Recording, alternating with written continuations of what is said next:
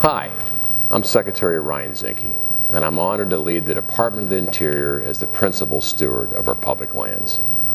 I'm an admirer of President Teddy Roosevelt, and just over 100 years ago, it was his vision to place millions of acres of public lands under federal protection for the benefit and enjoyment of the people. He and other great visionaries, such as John Wesley Powell and Gifford Pinchot, are responsible for creating the American conservation ethic that we revere today.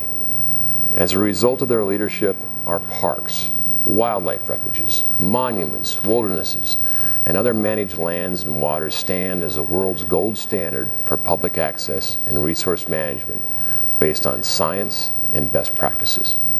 Today, our public lands face new challenges.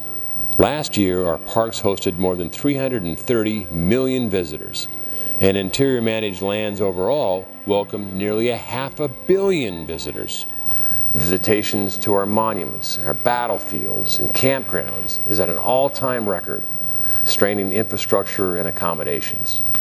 Increased use of wildlife refuges and national recreation areas continue to place new demands on our law enforcement and management plans.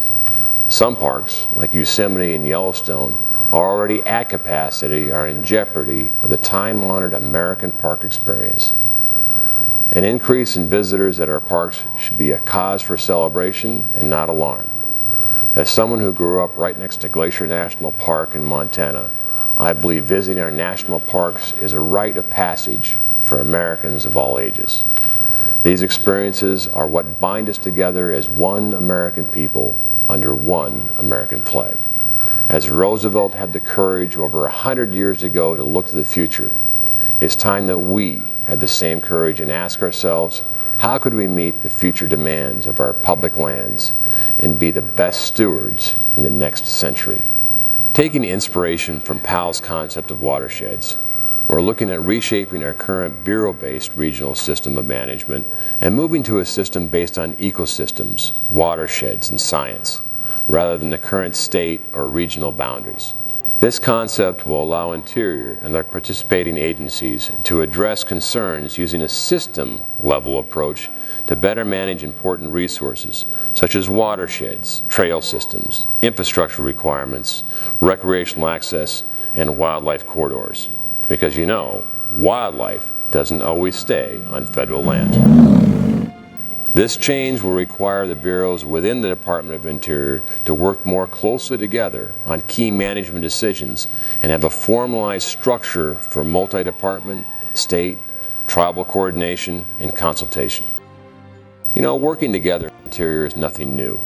We do it today in our joint firefighting center in Boise, Idaho, and we have shared offices in multiple locations across the country.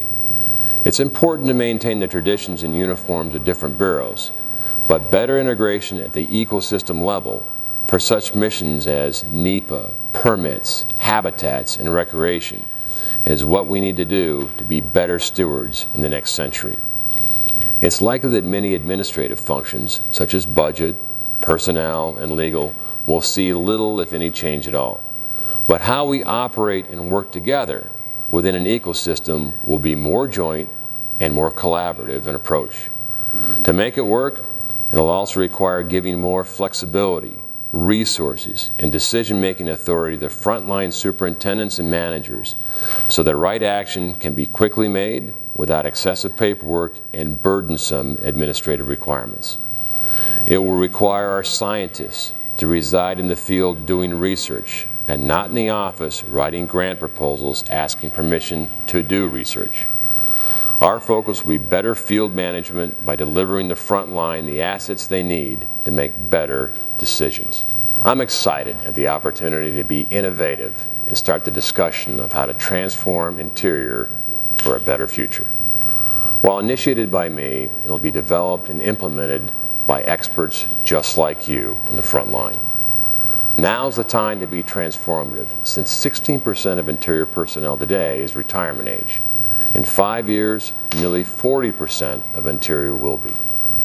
As our Interior professionals retire, I think we owe it to our new and existing team members to provide transparent career progression, greater promotion, and educational opportunities, and the highest level of job satisfaction. My goal is simple: make working at Interior the best job in the government and be a trusted steward of our greatest treasures. I look forward to working with each of you and hearing your valued ideas. Thank you, and God bless America.